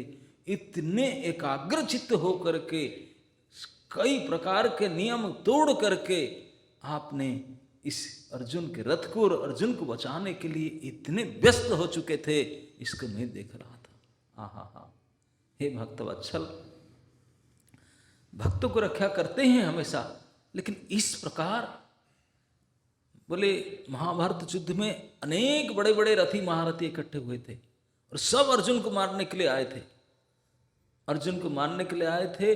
अर्जुन के बाण से मरने से पहले, अर्जुन को देखने से पहले आपको देख लेते थे। बेचारे मरे तो सही, लेकिन सबको सारूप्य गति प्राप्त हुआ, सबको सारूप्य मुक्ति प्राप्त हो गया। पूरे बदमाश, रिकॉर्ड खराब बदमाश थे, लेकिन यहां आकर के मरते समय ड्राइवर को देख लिए, मुक्त हो गए। केवल एक ही पॉइंट था, मरते समय में इस ड्राइवर के दर्शन कर लिए थे, बस। बोले केवल दर्शन करके मरे नहीं, वो भी महाशक्तिशाली बाण लेकर आए थे, गर्जना करके कसम खाकर आए थे दुर्योधन के पास, मैं अर्जुन को इस भले ममरू मार डालूंगा, सामने जाकर सामने दौड़ कर आए थे, जी जान छुड़ा करके, जान छुड़ा करके। दुर्योधन के लिए बोलता मदर्थे त्यक्त जीवी था, मेरे लिए जीवन को पानी छुड़ा करके लोग आए थे, और सचमुच दुर्योधन के लिए मरने के लिए तैयार होकर आए थे, बिल्कुल सामने आ गए थे, लेकिन सामने आकर ट्रिगर दबाने के लिए नजर पड़ गया था। अर्जुन को देखने से पहले ड्राइवर को देख लिए थे, दबा नहीं पाए, ट्रिगर दबा ही नहीं पाए, नजर पड़ गया ड्राइवर के, बोला इतने सुंदर मुंह से आहा निकला, अर्जुन के बाण निकल कर ही गला काट डाला उनका, क्योंकि गला काटने समय वो आपके दर्शन कर चुके थे, इसलिए हाथ नहीं चल रहा था, और इस अवस्था में मृत्यु हुआ। अर्जुन के कोई इसमें बड़ेपन नहीं है, आप ही आपके रूप के दृश्य से सब बड़े बड़े महावीर को जीत लिए। सामने आप बैठे थे, आपको देख करके बेचारे खत्म, सारे फ्यूज उड़ गया, देख करते फ्यूज उड़ गया, तो क्या करें, कोई अस्त्र चला नहीं पाते थे। अर्जुन तो बिल्कुल डेड बॉडी मारता था, संस्कार करता था, अरे दादा पहले आपको देख करके फ्यूज उड़ जाता था उसका। इस प्रकार से आप दर्शन दे करके हजारों हजारों लाखों महाशत्रु राक्षस असुरों को अपने गति प्रदान कर दिया, मुक्ति प्रदान कर दिया, लेकिन फिर भी अर्जुन को आपने बचा रहा था। इतने व्यस्त होकर के मैं तो 10 दिन तक केवल गाड़ी लेकर आपके सामने जाता था, आपके इस अद्भुत भक्त वत्सलता को मुझे देखना था, मैं देखता था। मैं जब एक दिन प्रतिज्ञा किया दुर्योधन कहने पर कि किसी भी कीमत से मैं आज पांडव अर्जुन को तो मार ही डालूंगा, और भयंकर युद्ध किया। मेरा ऐसे अद्भुत प्रकाश देख करके, और आपने देखे कि अर्जुन तो बिल्कुल स्टंच हो चुका है, पसीना उतार रहा है। आपने प्रतिज्ञा किए थे मैं अस्त्र धारण नहीं करूंगा, लेकिन गाली गुलज करके कूद पड़े रथ से, एक टूटा हुआ रथ के पहिया उठा करके मेरे ऊपर दौड़ कर आए मारने के लिए। आपने प्रतिज्ञा तोड़ डाले, मेरे प्रतिज्ञा रखने के लिए आए मेरे पास। क्या क्या नहीं किया आपने, ये 2 बार हुआ था। ऐसे कितने अन्याय अनित कर्म करके अर्जुन को रोके, अर्जुन को रक्षा किए, ये आपके भक्त वत्सलता है। इस प्रकार से भक्त को रक्षा करने का वृत्ति, व्यग्रता, चंचलता, भक्त वत्सलता प्रभु आपके किसी भी लीला में ना देखा गया ना सुना गया। मैं देख करके इसलिए इतने आकृष्ट हो चुका हूँ प्रभु, मेरे मन तो इसी में लगा है, आपके इस युद्ध लीला में। मैं इसी में उसी को देखना चाहता हूँ बार बार। मति रस्तु में, इस पार्थ सारथी में मेरे मन रहे, मेरे मन जाए। इस अंत में स्तुति करके शरीर त्यागने से पहले बोलते हैं, मैं शरीर छोड़ने से पहले बोलते हैं मुमूर्षु हूँ, म्रियमाण नहीं है। म्रियमाण बोलते मैं मर जाऊंगा, बोलते हैं मरूंगा नहीं, क्योंकि मेरे हाथ में मेरा मृत्यु है, इसलिए मैं चाहूंगा तो मरूंगा। बोले अभी मैं चाहता हूं मरने के लिए।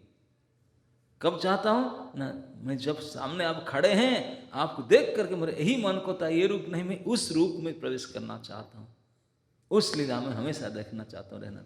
लेकिन ये लीला तो अब खत्म हो चुका है, लड़ाई पूरा हो चुका है। तुम कैसे देखोगे लीला को? अब तो प्रकट देख नहीं सकते, मरने के बाद कैसे देखोगे?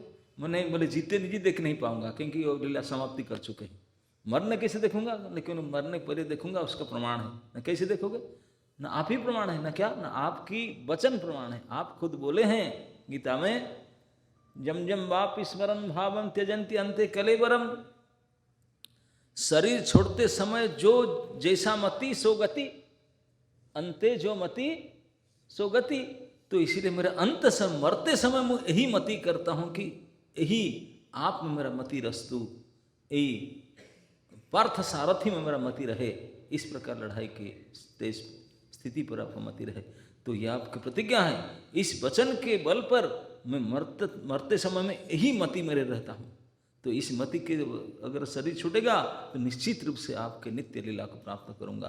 प्रभु मैं जानता हूँ आपके हर एक लीला नित्य है, एवरी एक्शन इज नित्य। तो युद्ध लीला भी नित्य है, हमेशा हमेशा युद्ध लीला चलता रहे। तो मैं हमेशा आपके सामने ऐसे ही देखता रहूँ आपको, इस रूप को, इस भक्त वत्सलता विजय रथ कुटुंब रूप को मैं देखना चाहता हूँ। इस सारथित्व के रूप में, पार्थ सारथी रूप को मैं देखना चाहता हूँ। ये पार्थ सारथी रूप में केवल ऐश्वर्य नहीं, वत्सलता नहीं, महामाधुर्य भी, महा आश्चर्य भी, दोनों प्रकट है।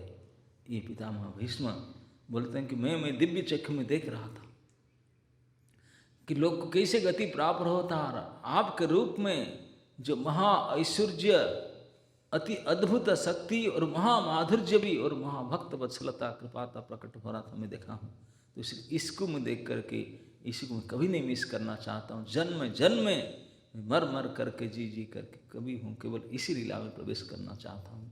इसलिए यही आशा लेकर के आपके सामने सर, जब वो लोग असुर थे, आपको एक झलक देख करके उनका इच्छा पूरा हो गया, सर्प मुक्ति पे हो गया। मैं तो आपका भक्त हूँ ना, मैं आपका भक्त हूँ, आजन्म आपके ही पूजा आराधना करते आया हूँ, और अभी आपके सामने ही शरीर छोड़ रहा हूँ। और शरीर छोड़ते समय यही आशा, यही मति, यही चिंतन करते हुए मर रहा हूँ। वो क्या पुराना ही होगा प्रभु?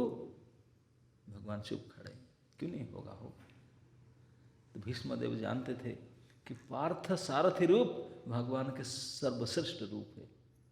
सारे रूप से सबसे भक्त वत्सलता, महा ऐश्वर्य महा माधुर्य युक्त रूप है, अति आश्चर्य शक्ति।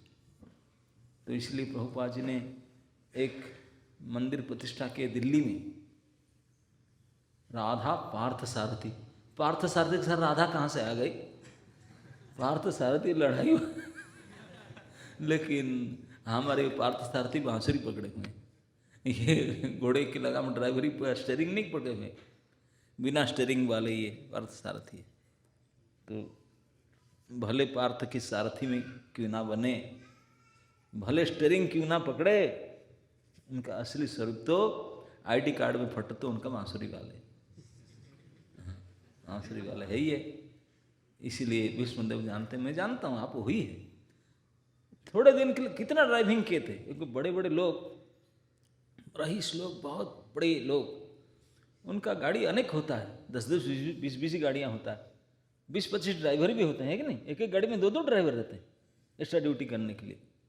लेकिन फिर भी शौक में कब कभी चलाते कि नहीं, लेकिन उनको कोई ड्राइवर कहेगा नहीं। कोई बोलेंगे, कोई बड़े व्यक्ति को सार, ड्राइवर सार, इसे को बोलेंगे? नहीं बोलेंगे, अपमान हो।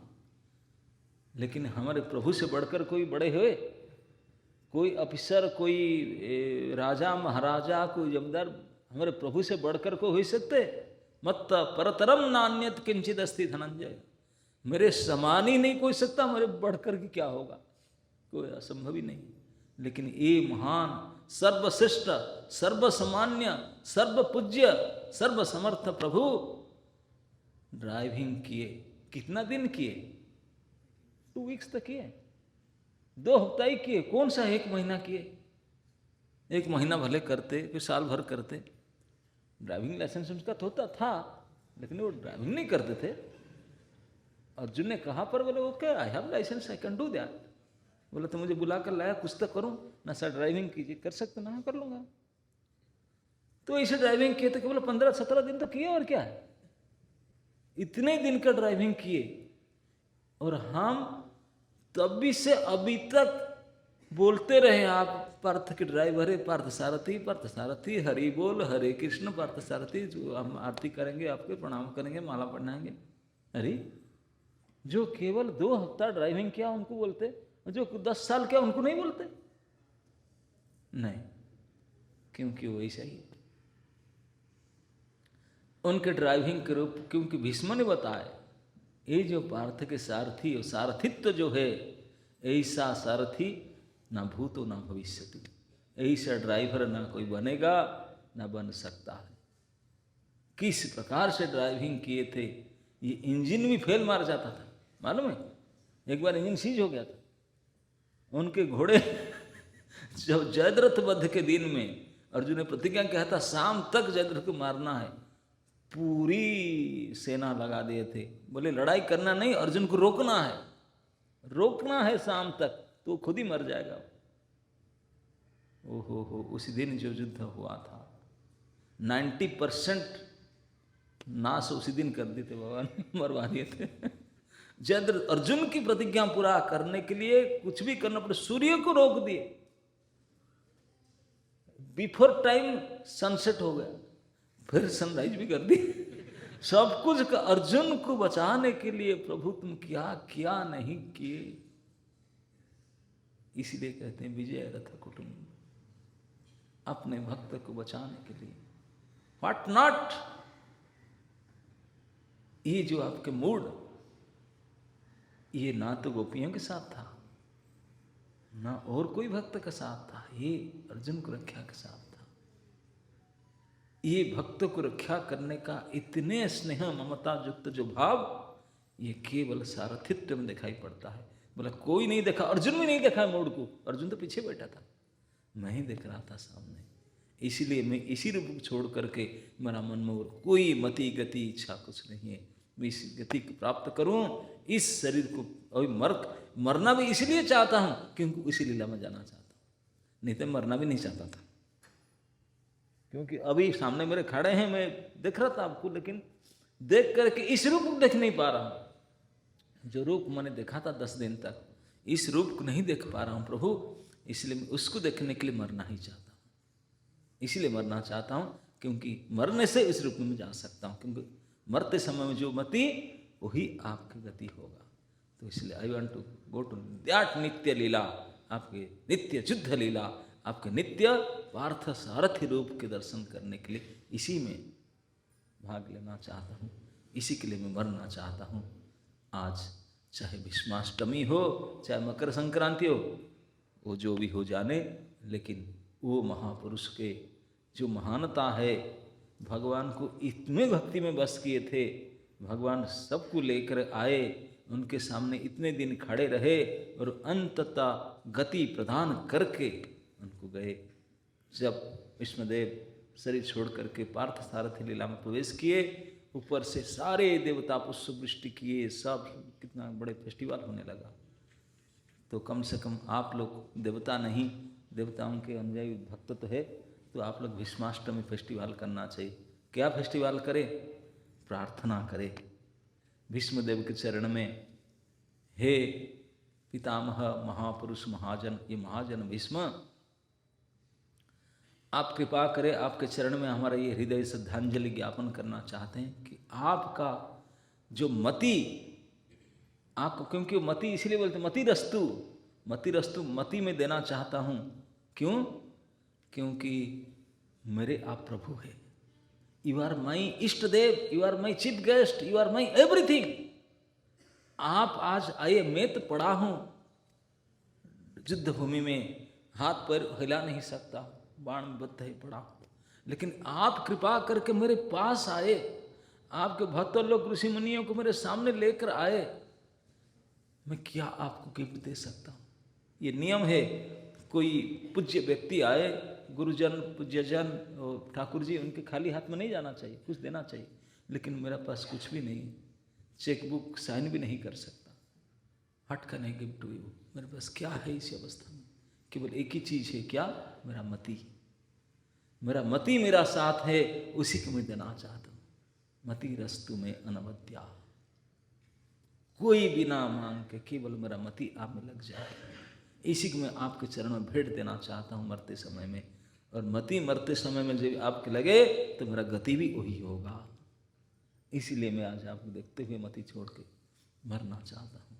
ये भीष्मदेव की ये जो परम सिद्धि, ये उनके जो रूप देखे, जो उनके दर्शन और उनके जो चिंताधारा, उनका जो मति, जिस मति को पार्थ सारथी के लीला में वो समर्पण करते हैं नित्य रूप में, इस प्रकार के भाव के करोड़वां हिस्सा भी इस प्रकार का मति हमारा मन में भी आए, हम भी मरते समय, जिंदा होते समय कुछ मन में आ जाए, ऐसे मति हम भगवान के चरण में समर्पित हो पाएँ जैसे आप कर पाएँ। तो इस भावना के, इस मति को प्राप्त करने के लिए आशा के, प्रार्थना के रूप श्रद्धांजलि पितामह भीष्म के चरण में आज अर्पण करना चाहिए। पितामह से भीष्म देव की, महाजन से भीष्म देव की, भीष्माष्टमी की, आप सबकी।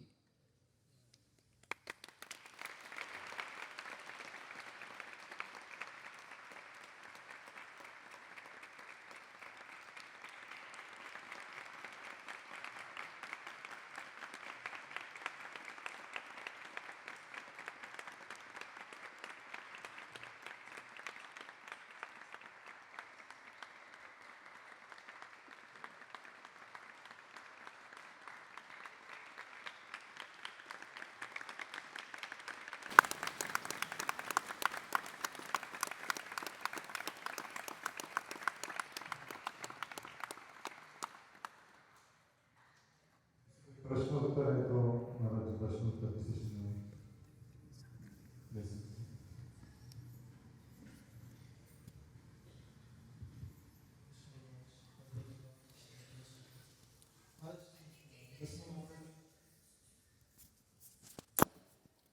दसना बापरात में तीसरा पद हम सुनते हैं, गुरु की आज्ञा करना, और गुरु पूजा में हम गाते हैं गुरु मुख पद्म वाक्य वगैरह।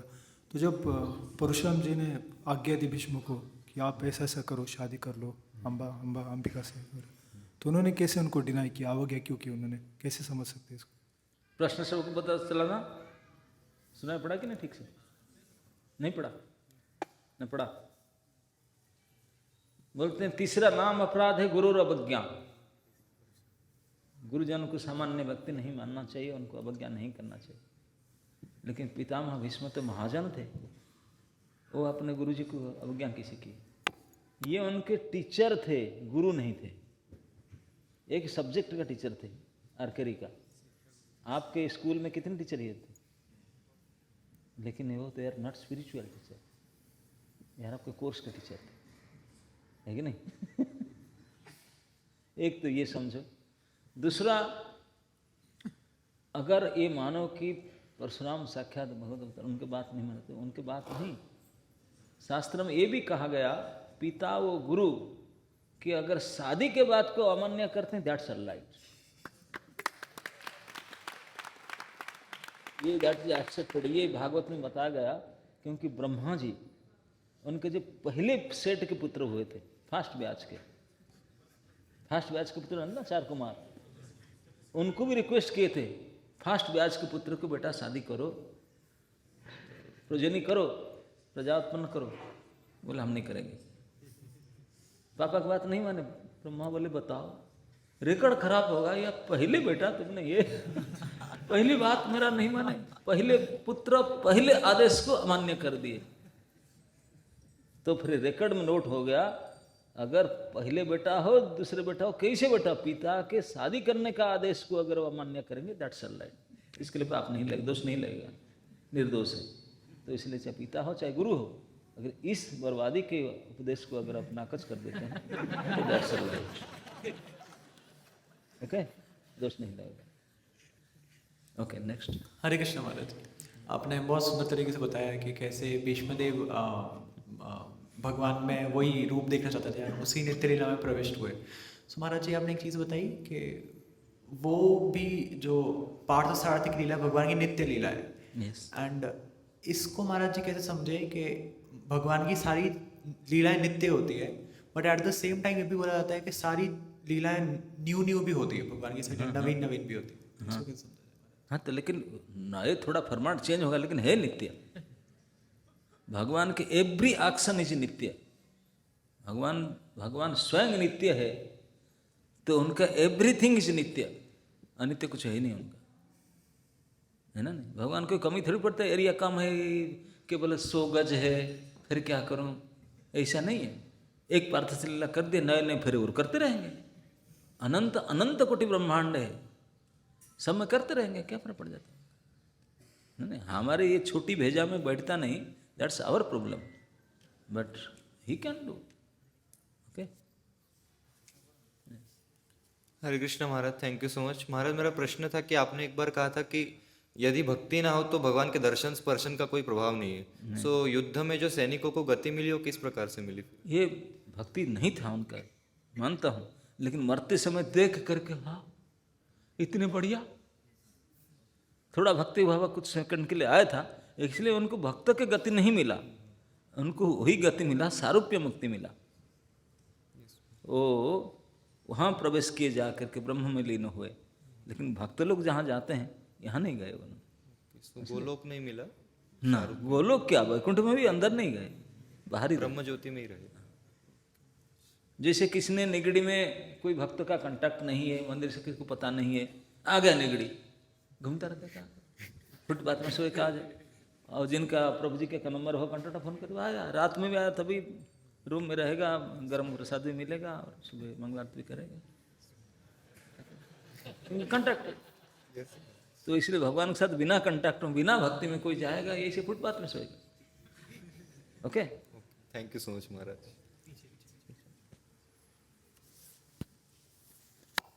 हरे कृष्ण, धन्यवाद महाराज, बहुत रसिक प्रवचन दिया और कथा दिया। मेरे 2 प्रश्न थे।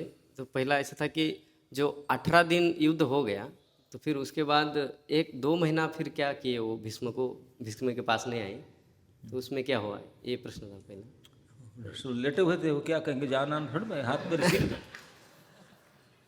नख से सीख तक सील था, क्या करते, पड़े रहते, लेटे थे, मर नहीं रहे थे केवल। और भगवान कृष्ण और युधिष्ठिर महाराज ये लोग क्या कर रहे 2 महीने तक, मतलब? वो तो युधिष्ठिर महाराज आकर सारे क्रिया कर्म के शुद्धि क्रिया थे, उसमें मरे थे ना। अच्छा, सब गंगा में जाकर साधक क्रिया के, शुद्धि क्रिया के, फिर वो विदा सब किए, सब कहाँ से सब क्या क्या जस विदा किए, फिर उनकी करोनेशन सेरेमनी हुआ, मतलब युधिष्ठिर महाराज का राजा बनने का। जब राजा बनने जा रहे थे, सब मंत्र फंत्र पाठ हुआ, बोले मैं राजा नहीं बनकर रोने लगे।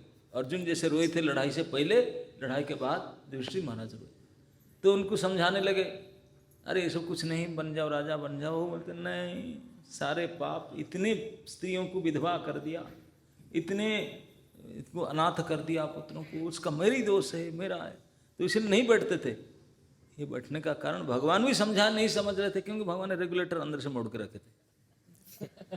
क्योंकि भगवान चाहते थे मेरा भक्त भीष्म मेरे से वेट कर रहा है, मुझे वहाँ जाना होगा। इसलिए 2 महीने तक वही चल रहा, तरोना धोना, फिर बाद में। और महाराज आप कई बार बताते प्रवचन में कि टॉलरेट करना चाहिए हमने, तो कई बार ऐसा होता है कि हम टॉलरेट करते, लेकिन हमको मालूम नहीं रहता कि वो आदमी ऐसा क्यों कर रहा है, कोई भी डिवोटी नहीं तो फिर बाहर के आदमी भी। तो क्या ये जरूरी है कि हमने ये जानना चाहिए कि क्यों मुझे वो तकलीफ दे रहे, और फिर बाद में जान के टॉलरेट करना चाहिए? हाँ, ये निश्चित रूप से जान लो, मेरा कोई बदमाशी किया हुआ है इसलिए तकलीफ दे रहा है। मेरा बुरा कर्म नहीं है तो क्यों मुझे परिणाम मिलेगा, है ना? नहीं, ये तो कन्फर्म जान लो। आपको याद नहीं हो रहा, दैट्स अनदर थिंग, बट आप गलत किए हैं, इसकी वजह से आपको सदे। भीष्मदेव ने इसलिए भी वेट कर रहे थे कि उत्तरायण आगे करके वो खुद बोलते हैं मैं वेट कर रहा हूँ, उत्तरायण आने दो, है ना? हरे कृष्ण महाराज। महाराज, जैसे आपने बताया कि शंतनु महाराज का सत्यवती के प्रति जो आसक्ति था, फिर उससे पूरा वो कुरुवंश का इतिहास ही बदल गया। ऐसे आसक्तियाँ हमारे जीवन में भी होती है, तो उनको हमें कैसे नष्ट करना चाहिए और उनसे कैसे बचना चाहिए? यही सीखना चाहिए सुन करके, ये आसक्ति के कारण क्या हुआ, तो मैं इसे करूँगा तो फिर ऐसा ना हो जाए। हम तो ये तो शांतनु थे, भीष्म उनका बेटा था, हमारा तो कुछ नहीं। तो don't take that risk, okay? Thank you Maharaj. Hare Krishna Maharaj, धन्यवाद महाराज। महाराज आप बताए कि भीष्मदेव वहाँ पे माधुर्य रस का भी आस्वादन कर रहे थे और वात्सल्य और बाकी रसों का, तो ये कैसे समझ सकते हो? ऐसे समझ सकते हैं सुन करके, ऐसे बता उसको सुन लो, सब रस समझ जाते, है ना? क्योंकि जो रसिक महाजन लोग होते हैं वो जानते हैं कि मधुर रस सबसे श्रेष्ठ होता है। तो जब जानते हैं कि 500 रुपया नोट 100 रुपया नोट से बड़ा है, तो दोनों से चॉइस दिया जाएगा, वो किसको लोगे बोलो? तो फिर विष्णुदेव जानते थे मधुर रस, तो उसको नहीं लेंगे ना, इसको लेंगे, इसको नहीं, किसको लेंगे? ये उसको भी देख रहे थे, बोले ये भी यही है, इसीलिए बोले यही ले लो, ओके? हरे कृष्णा गुरु महाराज। भगवान का ये जो भक्त वत्सलता है, इससे हम अपने जीवन में किस प्रकार अनुभूति कर सकते हैं और कृतज्ञता व्यक्त कर सकते हैं? पहले सुनो तो सही ढंग से, समझो, फिर अनुभव करोगे, है ना? नहीं, पहले पता तो चले क्या अनुभव करना। उसको सुन लिया, अभी चिंतन मनन करो तो मन लग जाएगा, है ना? हम तो देखे नहीं, विष्णु पितामह जैसे सौभाग्य नहीं था, लेकिन कर्ण चक्षु से हम देख लिए कि विष्णुदेव कितने महान थे, क्या वो देखे, किस लिए वो उन्होंने प्रार्थना कर रहे हैं इस रूप में मति लगाने के लिए। तो इसको ठीक से सुन करके समझ लो, तो फिर बच नहीं सकते, फंस जाओगे।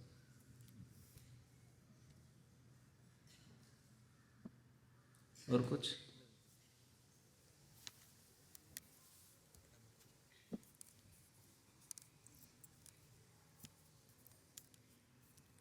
हरे कृष्णा महाराज, आपको दंडवत प्रणाम। प्रभु जी, आपने बताया कि शंतनु महाराज और गंगा मैया से जब वो विवाह होता है तो उनके बाद में वो जो 7 पुत्र मरे, और वो 7 पुत्र मरे, जैसे हमारे इधर हम लोग ये भौतिकवादी जैसे अपने बच्चे के लिए इतना ये करते, और वो कैसे फिर वो माँ ने कैसे उनको मारा, क्यों मारा वो 7?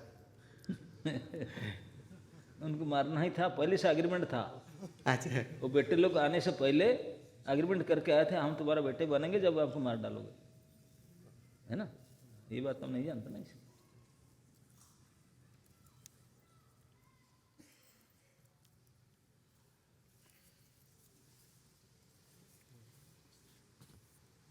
इसे वो पीछे ही थे।